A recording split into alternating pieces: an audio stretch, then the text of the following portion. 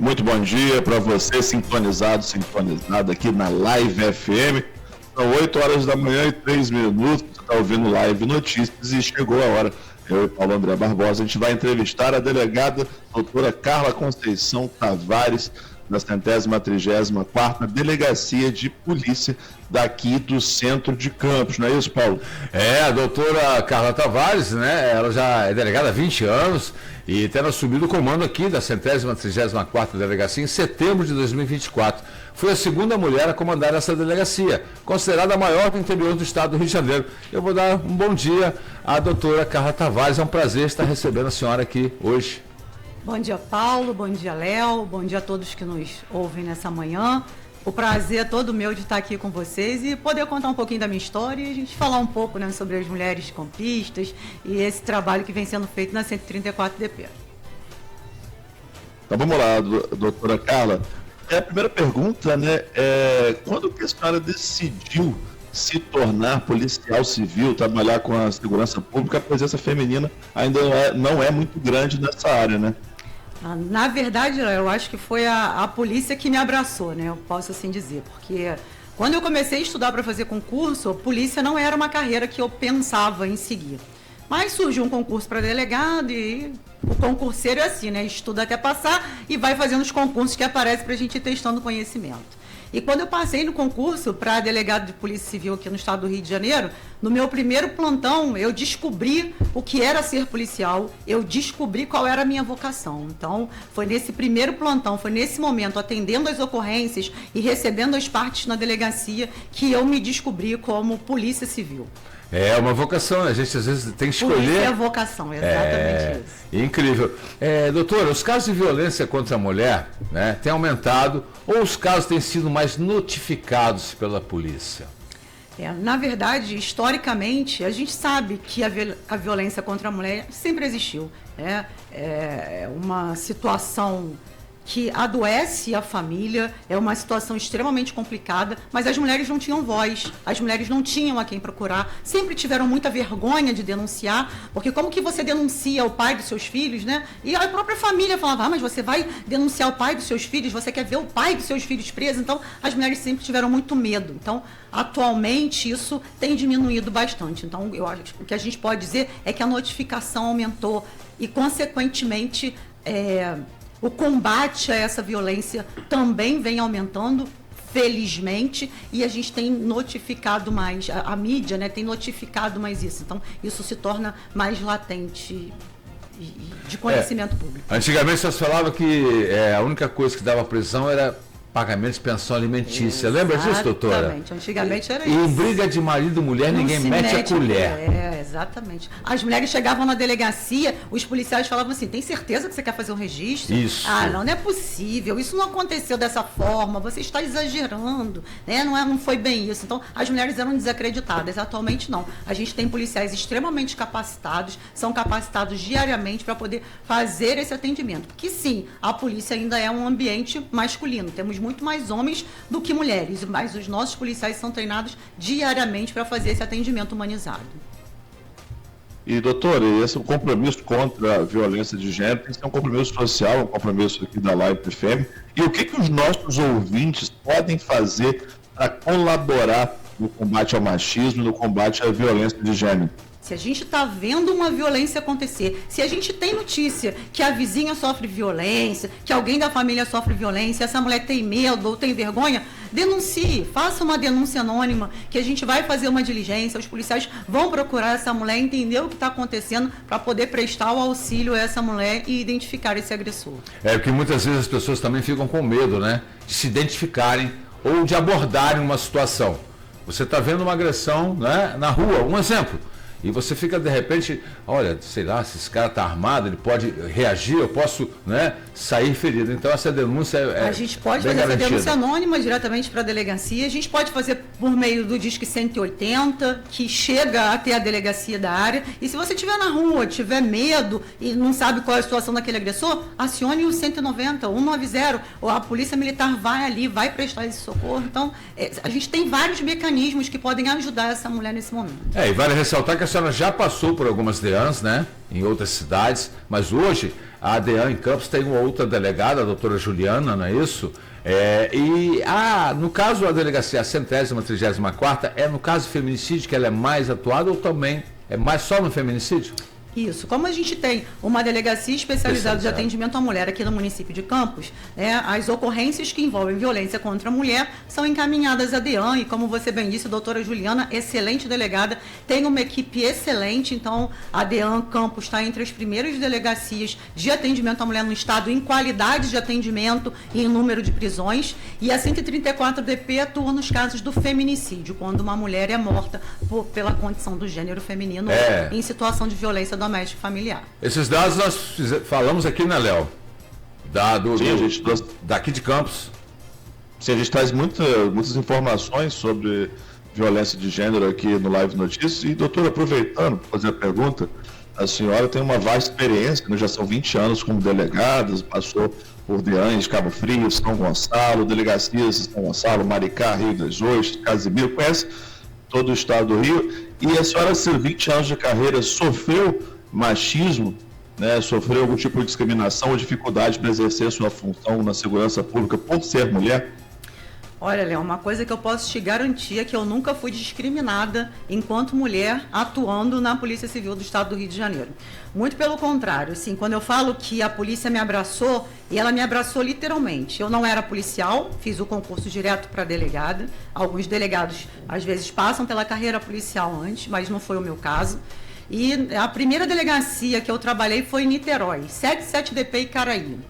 E eu cheguei assumindo um plantão, né, substituindo um colega que estava de férias. Então eu sabia que ao final daqueles 30 dias eu seria designada para uma outra equipe. E qual não foi a minha surpresa que ao final desses 30 dias, a delegada titular à época da 77DP me chamou e falou que eu ia permanecer com aquela equipe. Eu estranhei e quis saber por quê. Ela falou, não, porque os policiais pediram para ficar com você, porque você, aí usou um termo que algumas pessoas acham que é um pouco machista, porque você é mais homem que muito homem. Você demonstrou competência e você é firme na sua função. Então, assim, eu posso dizer que eu nunca sofri discriminação. Mas também eu nunca me eximi das minhas responsabilidades e do meu compromisso com os meus policiais. Então, se tem uma operação policial, eu vou junto. Qualquer atividade, qualquer tarefa que é feita por um homem na polícia, a mulher também pode fazer. Então, eu não me eximo das minhas tarefas, eu estou junto com a minha equipe para o que der e vier. Porque essa é uma afirmação machista, né? Exatamente. Que a senhora é uma mulher muito mais... Naquele momento foi uma demonstração de carinho por parte deles, mas que tem, né, um cunho querendo falar de firmeza como se só o homem fosse firme. Mas não, eles queriam demonstrar ali a minha firmeza e o carinho comigo. Bem, doutora, quais são aí os maiores desafios da segurança pública aqui no interior do estado do Rio de Janeiro? Como a senhora vê aí no âmbito geral? Eu acho que no âmbito geral, o maior desafio da segurança pública ainda é o baixo efetivo. Por mais que a gente tenha concurso público, estamos recebendo os novos policiais, mas o efetivo ainda é pequeno. Por exemplo, eu estou numa delegacia do interior do estado, é a maior do interior do estado, uma das maiores do estado do Rio de Janeiro, né? Temos poucas nesse perfil, que o ano passado a gente registrou mais de 16 mil ocorrências. Então, mais de 16 mil ocorrências, eu não tenho nem 50 policiais na minha unidade. Então, com menos de 50 policiais para 16 mil ocorrências, eu preciso dar conta disso tudo. Então, a gente ainda passa por isso. A questão do baixo efetivo, e a gente precisa ainda também de um pouco mais de investimento em tecnologia, mas a polícia vem avançando bastante, e isso tem ajudado na elucidação dos crimes. A Polícia Civil, né, Léo, trabalha muito com a inteligência, com a investigação, né, e quando a senhora fala nisso, né, Léo, a gente está aqui, aí a Polícia Militar, vai ser criado o 46º Batalhão ali em Guarulhos para atender. Eu fico perguntando quantos policiais a mais virão, porque nós temos na Polícia Militar cerca de 400 só aqui num batalhão que atende 4 municípios. Paulo, é exatamente isso. Essa é uma preocupação, acho que de todo mundo, e aí eu vou falar só por alto com relação a isso, quando eu vejo na Polícia Civil, porque eu não tenho ainda informação com relação a esse efetivo que vem para o 46º Batalhão, mas quando a gente cria, né, ou uma delegacia ou um batalhão, a maior preocupação da região é que não se tire efetivo do que já tem. Isso. Tirar o efetivo do batalhão, por exemplo, tirar o efetivo do 8º para botar para o 46º é você continuar com cobertor curto. Então a gente precisa efetivamente isso, saber quantos policiais não saindo do 8º, mas quantos policiais virão para o 46º. Porque aí enxugar gelo no molhado, né? Você tirar de um e trazer para o outro não muda nada. Não, muito difícil. Né? Bem, a gente vai fazer um intervalo rapidinho, doutora, para voltarmos aqui com a nossa entrevista. E você está chegando uma mensagem aqui mais de áudio, a gente tem que escutar pessoas já pedindo aqui uma participação para fazer pergunta à senhora. Então a gente faz um breve break e já voltamos aqui com a doutora Carla Tavares, titular da 134ª Delegacia de Polícia Civil aqui de Campos dos Goytacazes. Live Entrevista. Muito bom dia, você sintonizado aqui na Live FM, 8 horas da manhã e 17 minutos, esse é o Live Notícias. Estamos entrevistando a delegada doutora Carla Tavares, da 134ª Delegacia de Polícia. Mande sua mensagem, sua pergunta. Daqui a pouco a gente vai colocar uma pergunta no ar aqui pelo WhatsApp 22997971007. Doutora Carla, a senhora está falando aqui, né, dos desafios da 134ª DP, baixo efetivo, né, e também a necessidade de investimento em tecnologia. A gente aqui no Live Notícias dá muitas notícias sobre violência de gênero, mas também muitas notícias sobre golpes na internet. Como é que está hoje o trabalho da 134ª DP para combater crimes virtuais, não só de golpes, mas outros tipos de crimes virtuais que são cada vez mais comuns? Na verdade, a gente tem um aumento, né, esse crescimento absurdo do estelionato. Que eu acho que eu posso dizer que é o mal do século, é o estelionato, porque o criminoso entendeu que crimes sem violência ou grave ameaça, ele não fica preso. Estelionato não tem violência nem grave ameaça. Então, eles aprenderam, né, e cada vez se diversificam mais a aplicar golpes. O que a gente sempre orienta as pessoas é comunicar, fazer o registro de ocorrência, porque através do registro de ocorrência a gente vai fazer as investigações. E aí são parcerias, a gente tem parceria com os bancos, instituições financeiras de uma forma geral, então tudo isso para a gente identificar esse criminoso, né, porque não é um crime, apesar das pessoas sem violência ou grave ameaça, não é um crime de menor importância, porque a gente tem situações de pessoas que perdem milhares de reais, então assim, é muito dinheiro que as pessoas perdem. E a orientação que a gente dá à vítima, sempre desconfie. Né? Como o ditado antigo que fala, quando a esmola é demais, o cego desconfia, precisa desconfiar. Não existe benefício assim tão grande a troco de nada. É uma oportunidade de emprego, mas uma oportunidade de emprego que você já tem que pagar alguma coisa. Se você está desempregado, alguma coisa você precisa, né, desconfiar. E agora as centrais do falso advogado, que você tem um processo, você vai receber um dinheiro no processo, mas você tem que pagar isso. Não, procure diretamente seu advogado, não efetue nenhum pagamento. Então, é para a gente sempre desconfiar. O último golpe que a gente viu são pessoas que utilizam, inclusive, o número da central efetivamente do banco para fazer contato com os seus correntistas. A pessoa fez contato, tá bom, comigo você fala assim, olha, porque tem uma operação duvidosa na sua conta. Eu falei, tá bom, vou fazer contato com o meu gerente. Eu vou fazer contato com o meu gerente, não é ele que está fazendo contato comigo. A pessoa desliga na mesma hora, porque é sempre golpe. Perfeito, doutora. A senhora falou um ponto certíssimo. O banco não liga para você, né? No caso, minha namorada voltando agora, ela foi assaltada dentro da rodoviária de São Paulo, foi procurar para fazer uma ocorrência, a pessoa levou a carteira dela, a mão aberta, uma rodoviária toda fechada, não é?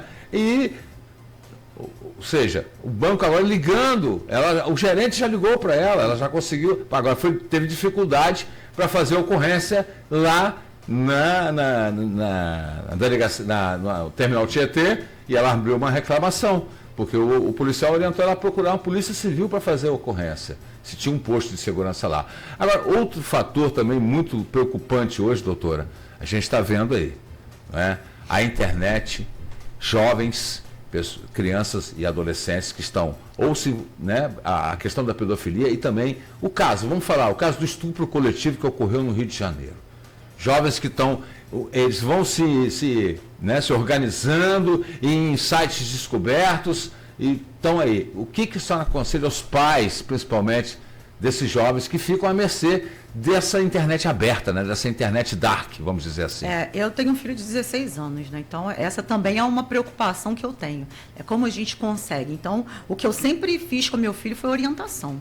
Desde sempre, desde pequeno, as pessoas me perguntavam: Carla, quando que você acha que é o ideal para começar a falar de violência, para começar a falar de abuso? Desde sempre. Sendo que a cada faixa etária você usa uma determinada linguagem. Mas você precisa orientar os seus filhos o que é um crime, né? Quais são as consequências, precisa efetivamente educar. Porque muitas vezes os pais acham que agora tudo é obrigação da escola. Não, a escola educa. Não, a internet educa, ele vai aprender isso na internet. Não, ele não vai aprender isso. Ele vai aprender de forma deturpada. A família tem o seu papel. Educação. Educação começa em casa. Então, a família precisa assumir o seu papel de educar e, além disso, de monitorar o que o filho está fazendo na internet. Não é, porque eu estou trabalhando muito, eu estou tranquila aqui, e aí entrego o telefone. A gente vê crianças de 1, 2 aninhos já com aquele dedinho, né? Aflito, mexendo na internet. São mais rápidas do que eu, mais mexendo rápidas no do celular. que a gente, exatamente isso. Mas aí porque o pai fica tranquilo, o pai está no restaurante, fica tranquilo, e a criança fica só na internet. Então, a família está transferido para a internet o dever de educação de uma criança. E aí, infelizmente, a gente não sabe o que acontece, ou sabe, né, que é o resultado que a gente está aí. Doutora Carla, uma outra pergunta aqui, né? A senhora rodou, conhece o estado do Rio todo, passou por várias delegacias, está aqui na 134ª DP. Quais são os crimes mais comuns aqui na 134ª DP, da DP do Centro de Campos? Tem um perfil diferente das delegacias de outros pontos do estado do Rio? Não, o que a gente percebe é que assim, o perfil da delegacia é de acordo com a localização. Por exemplo, aqui a gente tem 2 unidades distritais, a 146 e a 134. Na 146 a gente tem um determinado tipo de crime que é prevalente, e aqui na 134 a gente tem outro. Porque a gente está no centro da cidade, a gente tem mais furto, roubo, a transeunte e o estelionato. O estelionato realmente, eu posso dizer que atualmente é o carro-chefe de todas as unidades, por conta, inclusive, do estelionato virtual, que acontece pela internet. Então, ele pode estar em qualquer lugar, mas a vítima faz o registro no seu local de residência. Doutor, temos uma pergunta de um ouvinte aqui, vamos colocar ele no ar, né? Ver se dá para ouvir bem. Vamos lá, vamos à participação. Vamos lá, João Batista. A lei que protege o homem é a mesma lei que protege a mulher, que é a lei geral que protege a população. Que a gente pode dizer, no caso de questões criminais, é o Código Penal. Então, o Código Penal, ele é aplicado a homens e mulheres, ou seja, mulher também não pode cometer crime. A diferença que a gente tem com relação à Lei Maria da Penha é que a Lei Maria da Penha protege o mais vulnerável. E aí, João Batista, não tem como a gente dizer que a mulher não é a parte mais vulnerável. Efetivamente, historicamente, a gente sabe que a mulher é mais vulnerável quando a gente trata de violência doméstica. E o que a Lei Maria da Penha faz é trazer mecanismos de proteção, medidas protetivas, a questão da rede de apoio, tudo que vai amparar essa mulher quando ela sofre uma violência. Mas eu posso te garantir, João Batista, que um homem ou uma mulher que cometa um crime, por exemplo, de lesão corporal decorrente de violência doméstica, qualquer um dos dois pode ficar preso. Inclusive, eu já aprendi mulheres que bateram em seus maridos. Então, a lei é para todo mundo. A diferença é que a Lei Maria da Penha, ela traz mecanismos de proteção para a parte mais vulnerável. Você fala que a sua ex-companheira, ela foi presa numa posse ou porte, né? Não sei bem como foi a situação, ilegal de uma arma de fogo, e pagou fiança e saiu, mas essa lei é para todo mundo. Se você também tivesse sido preso por conta de um porte ou posse legal de arma de fogo, dependendo do calibre dessa arma, pagaria fiança e sairia também. Isso é o que diz a lei.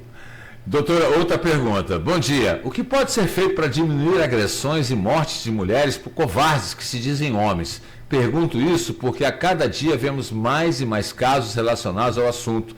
Até parece que os covardes ganham coragem vendo tantos casos. É o Flávio que fez essa pergunta para a senhora. Flávio, o que a gente pode fazer é cada um fazer a sua parte. A gente não pode se omitir, a mulher precisa denunciar, porque o que a gente percebe é que uma mulher, quando ela tem uma medida protetiva, ela fica mais protegida sim, isso é estatística.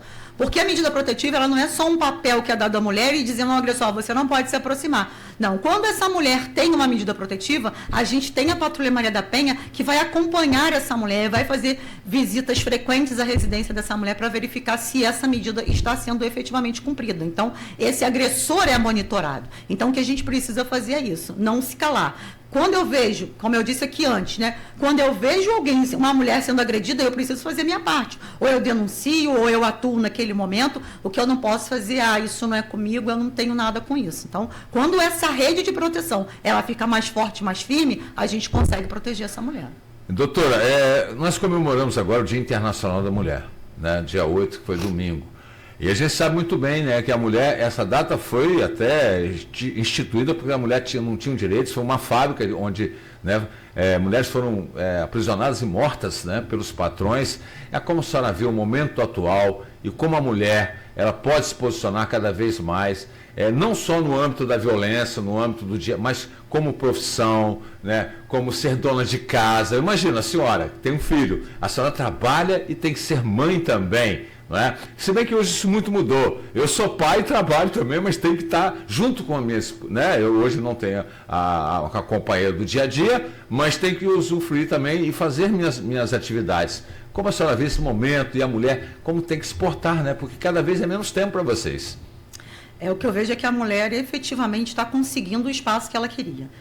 Ainda vamos conseguir mais, ainda não é o ideal, mas cada vez mais a gente vem conseguindo isso. Eu vejo, por exemplo, na minha turma de delegados, eram 25 homens e 8 mulheres. Então, a mulher era infinitamente menor, o quantitativo de mulheres. E atualmente não, a gente vê quase que uma paridade, quase que meio a meio. Então, a mulher vem conquistando o espaço, vem entendendo que pode atuar e pode atuar com eficiência onde quer que ela escolha trabalhar. Se a mulher escolher ser dona de casa, ela vai sim ser dona de casa porque isso é o que ela quer. Não, isso não é para... Não, a gente vai fazer o que a gente quiser. E também, se eu não quiser ser dona de casa, quiser trabalhar em outros lugares, em plataformas, em delegacias, em batalhões de polícia militar, onde quer que seja. Então, a mulher vem conquistando esse espaço. E acho que isso é muito importante até para fortalecer, para a mulher entender que pode estar em outros espaços e atuar em pé de igualdade com os homens. Até em cima disso, a gente vê muitas delegadas e policiais civis mulheres. Essa proporção aumenta cada dia também? Tem aumentado, sim. O número ainda não é estatisticamente, não é, a gente considerável. Não pode dizer que é igual, é considerável, mas vem aumentando, sim. A cada ano a gente vê mais policiais mulheres atuando na Polícia Civil ou na Polícia Militar. Quando há o concurso, as vagas são iguais? É a vaga de livre concorrência. De livre concorrência. Exatamente. Perfeito. E, delegado, aproveitando então a deixa, qual o recado que a senhora passa para meninas ou jovens mulheres que estão ouvindo a gente nesse momento e pensam, né, ou agora tiveram a ideia, ouvindo a senhora, inspirados pela senhora, de seguir uma carreira na segurança pública? O conselho é estudar. Estudar. A gente precisa estudar muito, se preparar e saber se efetivamente tem vocação para ser policial. Porque um concurso para a polícia, ou civil ou militar, não é só um concurso público, não é mais um concurso público como todos os outros, não. Você precisa ter vocação, porque é uma carreira que exige especificidades, você tem que gostar do que você faz, porque muitas vezes você abdica da sua vida pessoal, você, né, tem cuidados que você acaba passando a ter na sua vida, e você fica mais atento. Eu, por exemplo, eu falo que eu sou policial 24 horas por dia. Então, se os meus policiais precisarem falar comigo a qualquer hora, eles vão falar. E em 24 horas eu atuo como policial. Eu não posso me eximir. Se eu estiver vendo um crime acontecer, é claro que sem colocar a minha vida em risco e sempre salvaguardando a vida do terceiro, a gente precisa atuar. Então, o policial, ele efetivamente é policial 24 horas por dia. Temos mais participação aqui dos ouvintes, né? É o César Felipe Moço. Doutor, uma pergunta. Você é a favor daquela operação no último final de semana que prendeu uma mulher que estava vendendo produtos com a sua filha justamente no Dia Internacional da Mulher?